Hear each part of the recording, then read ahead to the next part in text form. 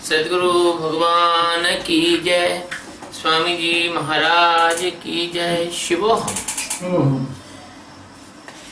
आज का जो गीता का सूत्र है वो 35वां सूत्र है, 35। 34 तक तो अपन ने डाल दी है ना, 35वां सूत्र है। वो कहते हैं अर्जुन,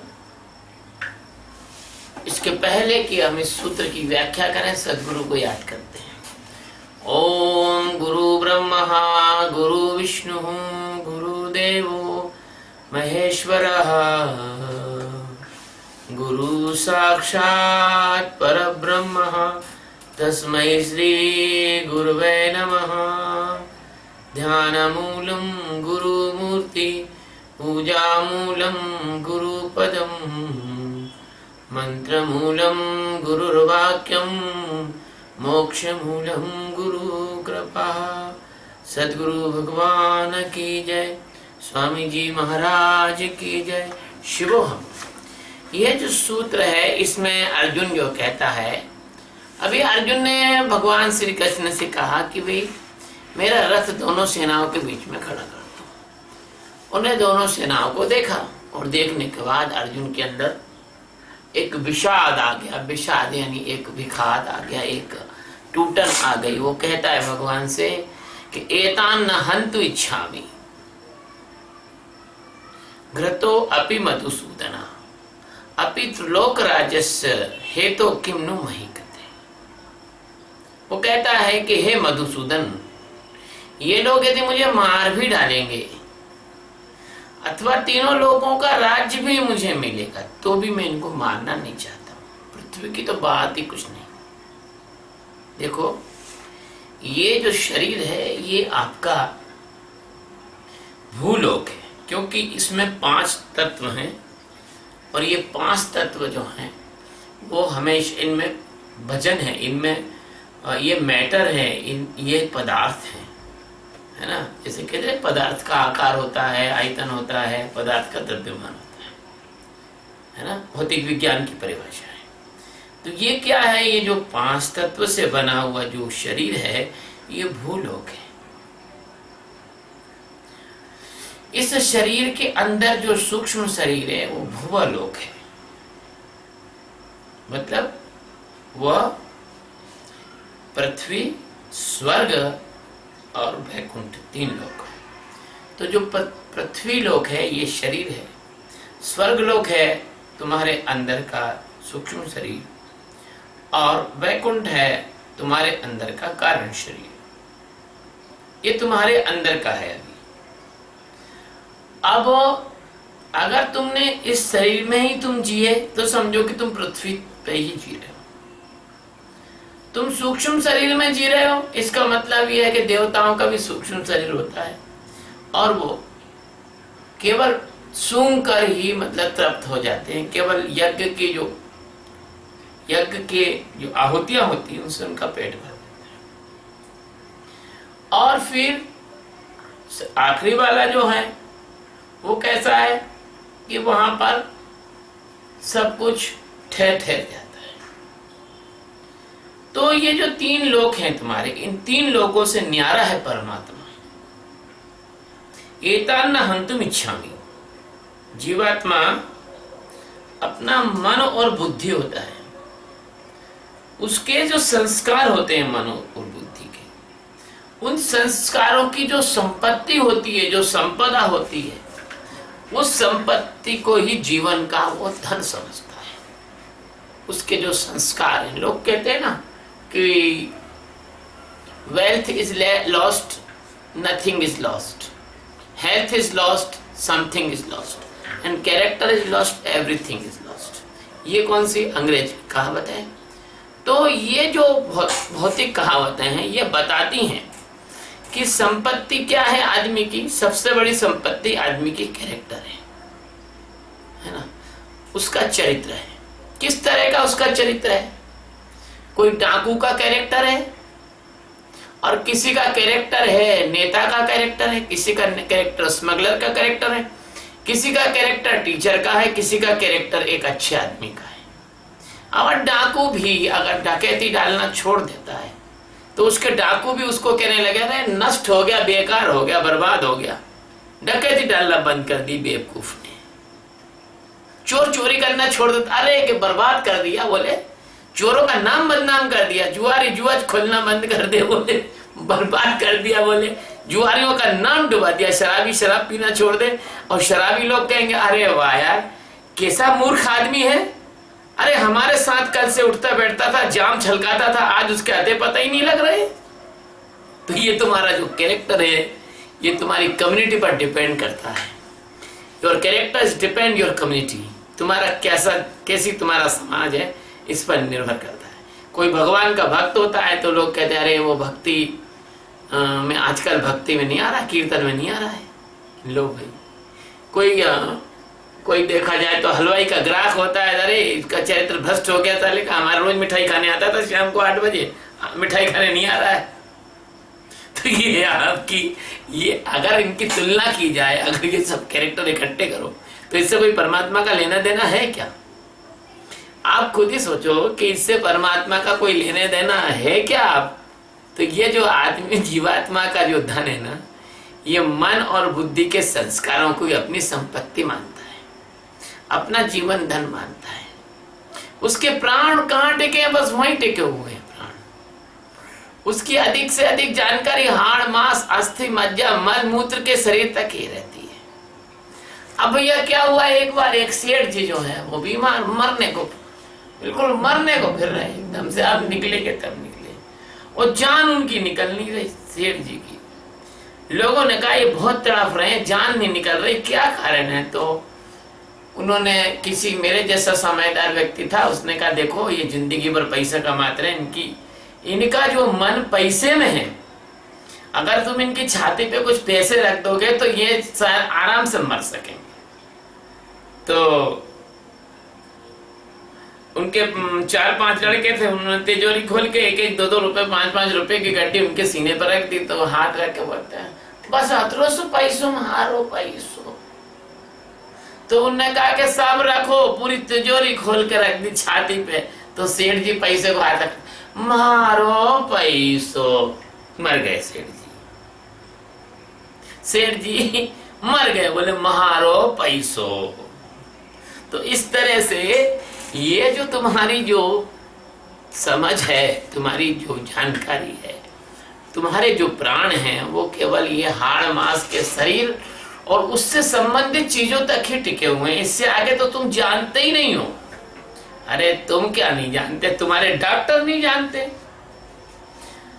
अब देखो कान का डॉक्टर मिल जाएगा, नाक का मिल जाएगा, आंख का मिल जाएगा, गले का मिल जाएगा, छाती का मिल जाएगा, हड्डी का मिल जाएगा, मसल्स का मिल जाएगा, नर्व्स का मिल जाएगा, गुर्दे का मिल जाएगा, और जो है यूरिनरी सिस्टम का मिल जाएगा, और तो और मतलब जो है तुम्हारा हर तरह का डॉक्टर मिल जाएगा।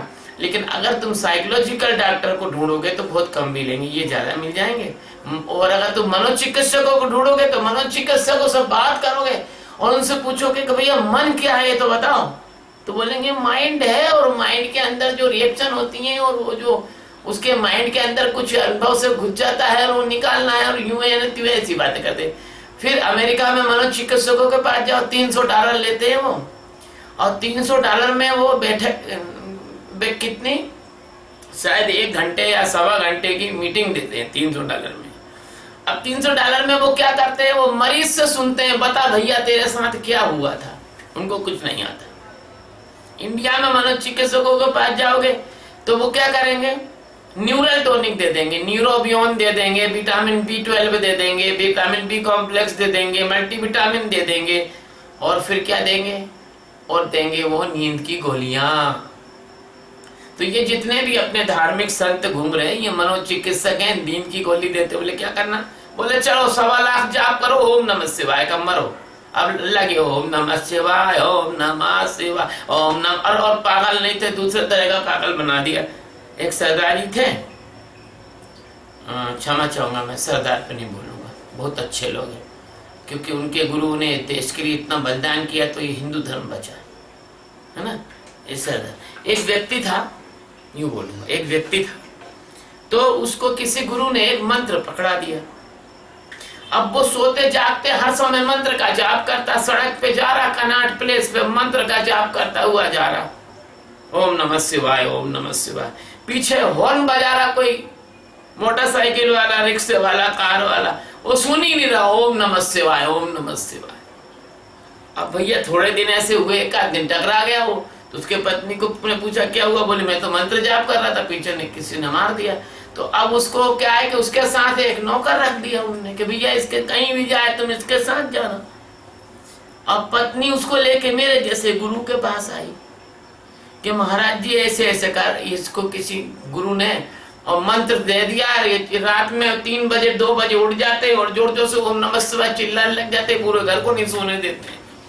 हालत खराब हो गई, ये तो पगले, हम पगले हो गए ना, न सोने देते न जगने देते, और सुबह सुबह 2-2:30 बजे से उठ के और पूरे घर की नींद खराब कर देते हैं, और नौकरी वोकरी पे भी बराबर जाते नहीं है, और बस ये कहते हैं हम तो भगवान को बस ओम नमः शिवाय का जाप करेंगे, हमारी तो मुक्ति हो जाएगी। अब भैया परेशान हो गए, पागल हो गए, क्या कर रहे हैं? क्योंकि मंत्र हमेशा मन से संबंध है, मंत्र का संबंध मन से है, और परमात्मा मन के परे है। मंत्र का संबंध होता है मन से, और परमात्मा मन बुद्धि से परे है। नहीं तो शंकराचार्य भगवान ने कहा मनोबुद्धि अहंकार चित्तानि नाम। तो कहने का तात्पर्य है कि फिर वो गुरु महाराज ने कहा कि भैया एक काम करो, इसको मेरे पास काय को लाए, तुम्हारे मनोचिकित्सक को दिखा दो। बोले मनोचिकित्सक सब हार गए, सबको दिखा दिया, आप बताओ कुछ उपाय बताओ। गुरु महाराज ने कहा कि इसका तो सिर्फ एक ही उपाय है अब तो। बोले क्या? ये सुनेगा तो है ही नहीं, तो क्या करना? ये ओम नमः शिवाय भगवान शंकर का भक्त है, तो क्या करना है इसको? बोले इसको भांग का घोटा खिलाओ और खूब सुलाओ, जब जम के सोएगा तो फिर मंत्र भूल जाएगा। तो ऐसे मनोचिकित्सक करते हैं तुम्हारे, वो नींद की गोलियां देते हैं, नींद की गोलियां, और यही काम करते हैं तुम्हारे साधु संत, वो भी नींद की गोलियां ही देते हैं। ये नींद की गोली है और है क्या? किसी को कोई साधना पकड़ा दी, किसी को कोई पाठ पकड़ा दिया, किसी को कोई जाप पकड़ा दिया, किसी को कोई व्रत पकड़ा दिया, किसी को कोई तीर्थ यात्रा पकड़ा दी, किसी को गुरुवार के दिन जो है फलानी जगह जाके दर्शन करो, किसी को कहा तुम फलानी देवी के यहाँ जाओ, किसी का तुम फलानी देवता के यहाँ जाओ, है ना। अभी वो एक बाबा दिल्ली में कर तो रहा है ऐसा ही काम कि वहां कब बोले कि आपने फला चीज कब से नहीं खाई, समोसा कब से नहीं खाया, ये कब से नहीं खाया। तो ये है तुम्हारे अंदर का ये है तुम्हारे अंदर का जो है ना जानकारी, कि तुम्हारे जो मनोचिकित्सक हैं, तुम्हारे योगी हैं, तुम्हारे जो शास्त्राचारी हैं, उनकी पहुंच केवल शरीर और बुद्धि तक है। बस बुद्धि और शरीर तक वो रहते, क्योंकि बड़े बुद्धिमान बने हुए हैं। जैसे अलमारी में किताब जमी हुई है, उनके खोपड़ी के अंदर बहुत सारी जानकारियां बसी हुई हैं। फ्लॉपी, जैसे कंप्यूटर की फ्लॉपी, कंप्यूटर में जो है ना जैसे मेमोरी रहती है, ऐसे उनके खोपड़ी में मेमोरी घुसी हुई है। और ये काम तो कंप्यूटर भी कर लेगा, उनसे अच्छा कर लेगा वो। मन को जानते नहीं, मन को नहीं जानते, फिर चित्त को तो जानते ही नहीं है। और जब चित्त को नहीं जानते हैं तो अचेतन में जो खजाना तुमने जन्म जन्म से इकट्ठा किया हुआ है, उस खजाने तक उनके पहुंचने की बस की बात ही नहीं है। वहां तक तो पहुंच ही नहीं पाते, सत्य बोल, है ना। तो ये नहीं मालूम इनको कि इनके जो मन है वो इंद्रियों को बलपूर्वक जो है बेगार करा रहा। जैसे कोई पुराने जमाने में जमींदार लोग रहते थे, ये लंबा उनके पास वो रहता था, क्या कहते हैं उसको, हंटर, और लोगों को खूब मारते थे पीठ में और बेगार कराते थे। उठा तगारी नहीं, पीछे पड़ेगा मिला के। ये तुम्हारे जो है जितनी भी बड़ी बड़ी बिल्डिंगें बनी, ये बेगार करने वालों से नहीं, बेचारे गरीबों ने बनाई है, पकड़ के ले आते थे उनको। ऐसा ये तुम्हारा मन है ना, ये इंद्रियों को बलपूर्वक बेगार करा रहा है और मजा खुद ले रहा है, क्योंकि मन इंद्रियों का राजा है। मन इंद्रियों का राजा है, तो ये मजा ले रहा है, आनंद ले रहा है, और इनका कर रहा है दोहन। दोहन करने के बाद क्या करता है कि जब एक शरीर कमजोर हो जाता है, जैसे आंख कमजोर हो गई, लोग देख रहे कंप्यूटर पे काम कर रहे हैं, फिल्में देख रहे हैं, आंखों में लग गए चश्मे, फिर आंख हो गई करा, अंधे हो गए। उनने कहा कि लोग जो हैं बहुत ज्यादा जो एक्सर्शन कर रहे हैं, जड़ शरीर के जोड़ घिस गए, है ना। लोग क्या कर रहे हैं कि बहुत सारे गीत संगीत सुन रहे हैं, बहरे हो गए म्यूजिक सुन सुन के। आजकल वो ढम ढमाढम जोर से जो रॉक म्यूजिक बजता है, जैसे बहुत सारे पत्थर एक साथ गड़गड़ा के चट्टानें गिर रही हूँ, ऐसा कड़कड़ कड़कड़ कड़कड़ डीजे और म्यूजिक बजता है। तो ऐसा करता है मन, इन सारी इंद्रियों को चूस लेता है। और चूसने के बाद क्या करता है, जब उम्र हो जाती है, इंद्रियां खराब हो जाती हैं, आदमी जर्जर हो जाता है, तो मन अपने डाकू रहते हैं, प्राण और मन ये निकल जाते हैं वहां से कि इस घर को तो लूट लिया, अब चलो अगले घर में डकैती डालेंगे। इस घर को तो लूट ही लिया है, अब अगले घर में डकैती डालेंगे, अगले शरीर में डकैती डालेंगे। और जीवात्मा की मूर्खता तो देखो, जो सदगुरु इसका परम हितैषी है और ये डाकुओं से बचाना चाहता है, तो इसके मन ने हिप्नोटाइज कर रखा है, सदगुरु के पास नहीं आने देना चाहता। वो एक अपन भजन नहीं गाते थे, सत्संग में आना जी, आना भूल ना जाना जी। तो उसमें ये है ना कि तेरे छोड़ता नहीं है एक चोर, तेरे संग 5 चोर, काम क्रोध लोभ मोह, 5 चोर तेरे साथ है, एक चोर तो तेरे को छोड़ता नहीं है। और ये क्या है कि कोई ये हरियाणा पंजाब की कोई टोली आई थी, वो पिंड से कहीं से, और कोई अच्छे कोई सत्संगी थे बेचारे, इंदौर में झाड़ू माड़ू लगाई उन्होंने और फर्स्ट क्लास उन्होंने सत्संग किया। उनका गीत था ये, हमने उनका गीत सुना तो हमें अच्छा लगा, तो हमने उसको जो है चुरा लिया, वहां से उनसे ले लिया। ऐसे माल मधुमक्खी जो है शहद चुरा लेती है, ऐसे अपन भी अच्छा माल चुरा लेते हैं। तो उसमें कहते छोड़ता नहीं एक चोर, तेरे पीछे 5 चोर, है ना। छोड़ता नहीं एक चोर, तेरे पीछे 5 चोर, काया लूट रहे तेरी, करता नहीं है गौर। अरे सत्य वचन सुन करके मान भी जाना जी, सत्संग में आना जी, आना भूल न जाना जी, नाम जपो शिवो हम। ये जपो है ना, मिलाने के लिए है, जपो मपो नहीं है, मतलब जपना नहीं। तो ये जो मन है इतना हिप्नोटाइज कर देता है, इतना हिप्नोटाइज कर देता है मन, बुद्धि इसका साथ देती है, चित्त इसका साथ देता है। और मन बुद्धि चित्त के द्वारा, जैसे कोई मेरे पिताजी थे छोटे, तो जब दादाजी थे तो दादाजी ने उनको कहा कि जाओ बेटा और दुकान से 250 ग्राम शक्कर ले आओ। अब पिताजी जो है वो जा रहे हैं, और रास्ते में क्या हुआ, एक मदारी रीछ का खेल दिखा रहा, और डमरू बजा बजा के और भीड़ इकट्ठी कर रखी उसने, मदारी ने। और पिताजी वहां देखने लगे, 8-10 साल के थे पिताजी, वो हिप्नोटाइज हो गए, पता ही नहीं लगा कि 1.5 घंटा कहाँ भी निकल गया। जब 1.5 घंटा निकल गया तो मदारी ने पैसे मांगे, तो पिताजी ने शक्कर के पैसे मदारी को दे दी क्योंकि हिप्नोटाइज हो गए, शक्कर के पैसे मदारी को दे दिए। जब घर पे लौट के आए तो दादाजी ने पूछा क्यों शक्कर लाए, बोलो ओ मैं तो भूल गया, वो रीछ का खेल दिखा रहा था और मैंने जो है पैसे भी उसको दे दिए। तो एक चांटा पड़ा दादाजी का।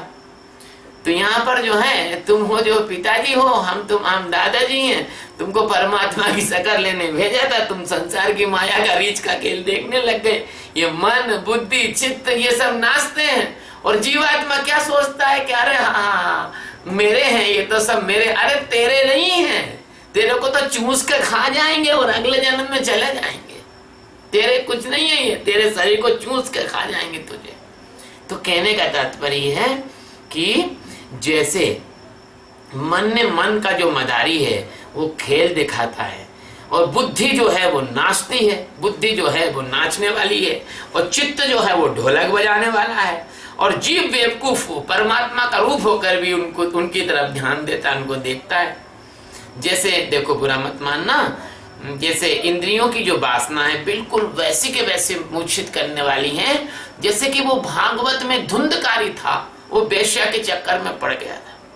भागवत की कथा जहां से शुरू होती है, वो धुंधकारी करके एक आदमी था, और एक गोकर्ण थे, गोकर्ण बड़े सज्जन थे, और धुंधकारी जो है वो वेश्या के मोह पास में बंध गया था, और उसने घर के गहने कपड़े जमीन जायदाद सब उसने बेच दिया था, और बेचने के बाद जो है और वेश्या ने उसको मार के गाड़ दिया था और वो प्रेत बन गया था।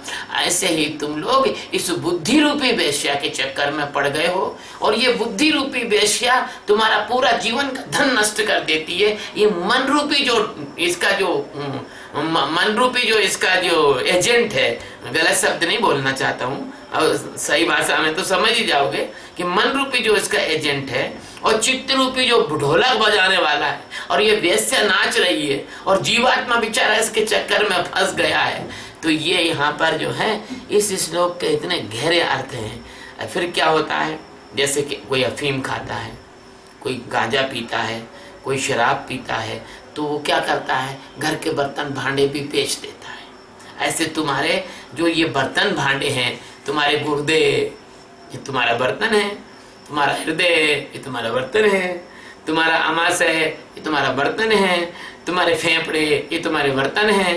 तो ये तो बर्तन भांडे भी तुम्हारे ये बिकवा देते हैं, नष्ट करवा देते हैं। देखो ना, किसी को गुर्दे की बीमारी हो जाती है, किसी को दिल की बीमारी होती है, किसी को सांस की बीमारी होती है, भैया क्यों हो गई, किसी को डायबिटीज क्यों हो गई भैया, अब क्या पता, ऐसा बड़ा तनाव में रहते हैं, घर में तो शांति है नहीं है। अरे मूर्ख कहीं के, ध्यान कर भगवान का, किसी सदगुरु के पास बैठ, कहाँ चक्कर में लगा है, गुर्दे खराब कर रहा है, दिल खराब कर रहा है, बर्तन भांडे बिकवा रहा है। तो ये जो इंद्रियों का तुम्हारा जो नशा है, ये तुम्हारे बर्तन भांडे बिकवा देता है। इसलिए जो है इच्छामी का तात्पर्य एतान न हंतुम इच्छामी, इसलिए तुम कैसे उनको मारोगे, क्योंकि उनसे तो तुम आसक्त हो, उनका तो नाच देख रहे हो, उनको तो तुम गले में हाथ डाल के घूम रहे हो। धुंधकारी कहाँ मार पाया, कहाँ हट पाया इन चीजों से। तो वो कहता है एताम न हंतुम इच्छामी। इच्छामी के तात्पर्य है कि उनकी इच्छा इनको मानने की नहीं है, बल्कि बड़े शौक से जो है मरना चाहते हैं इनके हाथों में। अर्जुन कहता है भले ही हमको मार दें, लेकिन हम तो नहीं मारेंगे। वो कहते हैं ना, आशिक की है बारात, बड़े धूम से निकले, जूता खा रहे हैं भाइयों के हाथ से, पिट रहे हैं, रास्ते में पड़े हैं, लात घूसा खा रहे हैं, फिर भी आशिक कैसा बारात जम के निकल रही है उनकी, है ना। ऐसे तुम लोगों की जो बारात है ना, बड़े जम के निकलती है।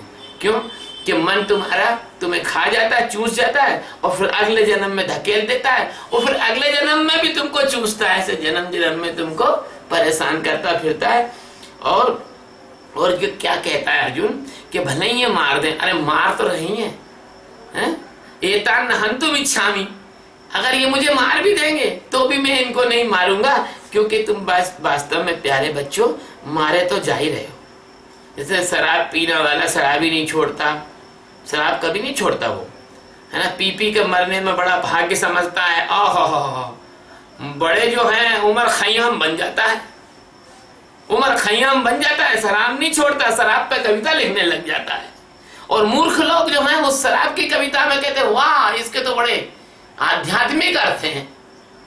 अरे मूर्खो शर्म करो, लज्जा करो अपने ऊपर। शराब की कविताओं पे कहते हैं इसके तो बड़े रूहानी अल्फाज हैं, बड़े रूहानी अर्थ है इसके तो। अरे तुमको शराब की कविता में रूहानी दिख रहा है, और वेद और उपनिषद और महाभारत और गीता और रामायण रूहानी नहीं दिख रही तुमको। वहां जाएंगे वाह वाह वाह वाह, महफिल मुशायरे में जाएंगे वाह वाह वाह वाह, और कहीं रामायण गीता का पाठ हो रहा है वहां नहीं जाएंगे, वहां वाह वाह नहीं करेंगे, वहां हा करेंगे, मरे जाएंगे, वहां नहीं जाएंगे। ये आज की संस्कृति हो गई, क्योंकि मुगलों ने देश में आकर इस देश की संस्कृति को इस तरह से नष्ट किया है कि आध्यात्म में भी लोग ऐसे करने लग गए, है ना। तो शराब पीने वाला, बीड़ी तंबाकू पीने वाला, ये कैंसर से नहीं डर रहा है, नहीं डरता।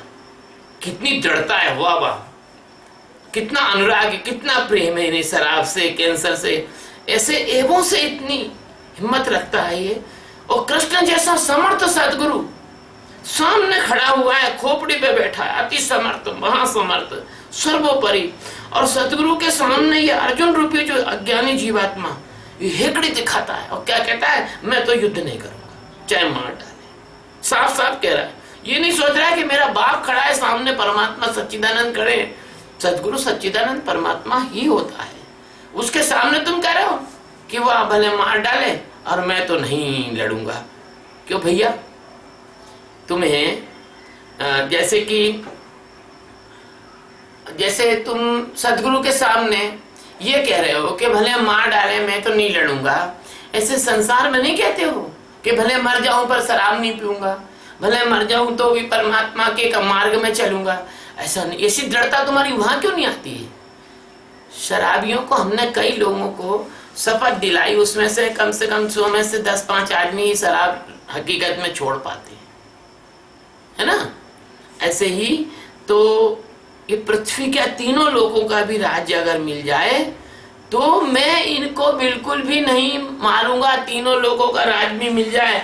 तब वो कहते हैं, अब आपने देखा होगा कि लोग कहते हैं कि भले ही वो तीनों लोगों का राज मिल जाए, लेकिन चाहे कुछ भी हो जाए भैया, मैं बीड़ी पीना सिगरेट पीना तो नहीं छोड़ सकता हूँ, मैं तो नहीं छोड़ सकता हूँ, चाहे कुछ भी हो जाए, चाहे तीनों लोगों का राज दे दो। परंतु सदगुरु बड़े दयालु, जैसे छोटा बच्चा कहता है मैं तो स्कूल नहीं जाऊंगा, आज तो मेरा पेट दुख रहा है, सिर दुख रहा है, पर माँ बड़ा समझदार रहती, माँ दयालु होती। अच्छा बेटा, तो तेरा पेट दुख रहा है तो ऐसा कर ले कि मैं ये कड़वी गोली तेरे को दे देती हूँ, तू खा ले, पेट ठीक हो जाएगा। बच्चा कहता है मम्मी मैं स्कूल जाऊंगा, 4 चॉकलेट दे दोगी क्या? कि हाँ 4 नहीं 5 दूंगी, चल स्कूल जा। ऐसे माँ बच्चे को प्यार से स्कूल भेजती है। ऐसे सदगुरु बड़ा दयालु है, वो कभी भी अपने अर्जुन से घृणा नहीं कर रहा, सदगुरु का अपमान कर रहा है। वो साफ साफ कह रहा है मैं तो तीनों लोगों का राज होगा मिल जाएगा तो भी मैं इनको नहीं मारूंगा, एकदम मना कर रहा है, अवज्ञा कर रहा है, डिसओबीडियंसी कर रहा है, एकदम से मना कर रहा है। इसके बाद भी सदगुरु घृणा नहीं करते।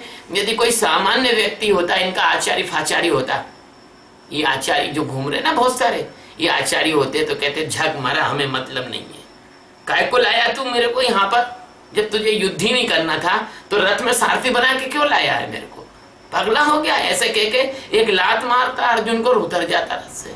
लेकिन नहीं, सदगुरु बड़ा महान होता है। 10 लाख माँ से भी ज्यादा एक सदगुरु दयालु होता है। 10 लाख माँ भी आपसे क्या प्यार करेंगी, इतना एक सदगुरु आपसे प्यार करता है। जितने कौरव हैं, अगर अर्जुन के रथ से कृष्ण भगवान उतर जाते तो जितने भी कौरव हैं वो एक साथ टूट पड़ते और अर्जुन की बोटी बोटी नोच लेते।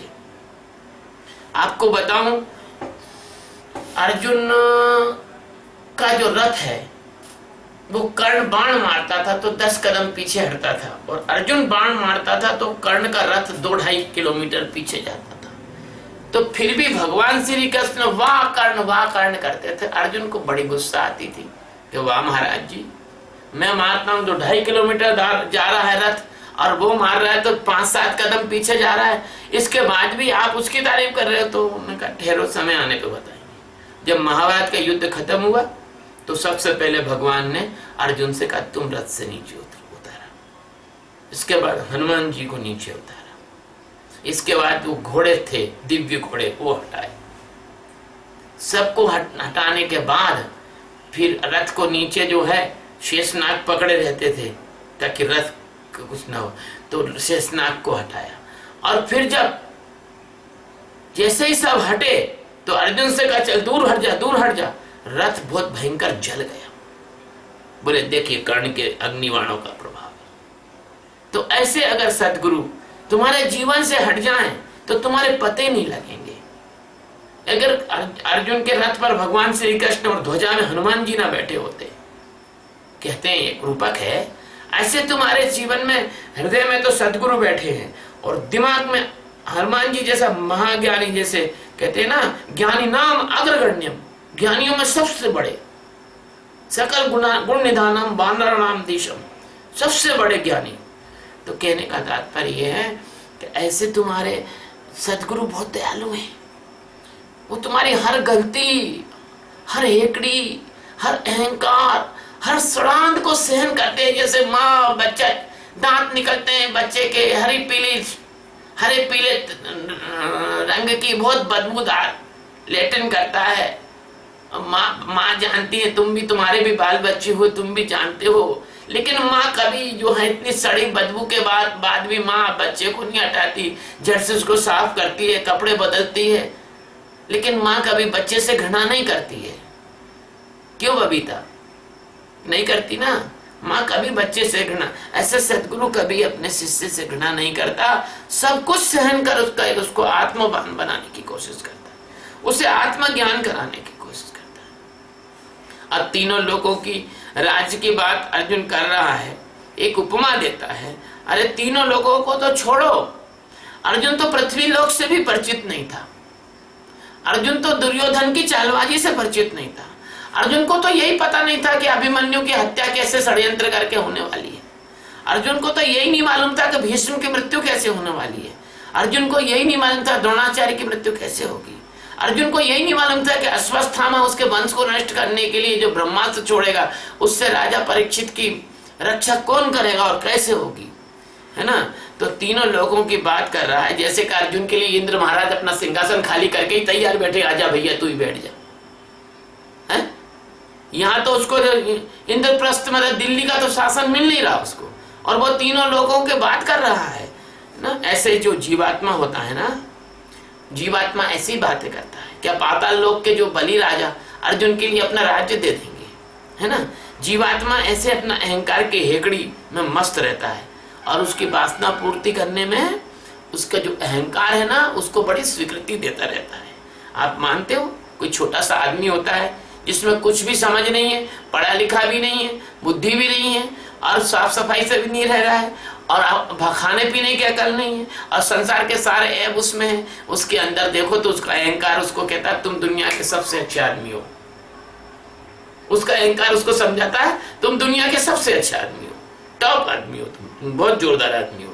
तो ऐसा जो अहंकार है ना, ये अहंकार इसकी मन बुद्धि को, इसकी वासना की पूर्ति को स्वीकृत करता है, सम्मान देता है और विषय भोग के सामने उसको तीनों लोगों का जो राज्य है वो फीका लगता है। आत्मा रूपी जो कृष्ण है उसकी मौजूदगी, उनका अस्तित्व जीव को बिल्कुल पता नहीं है, जीव को अपने जीवन के बारे में पता नहीं है।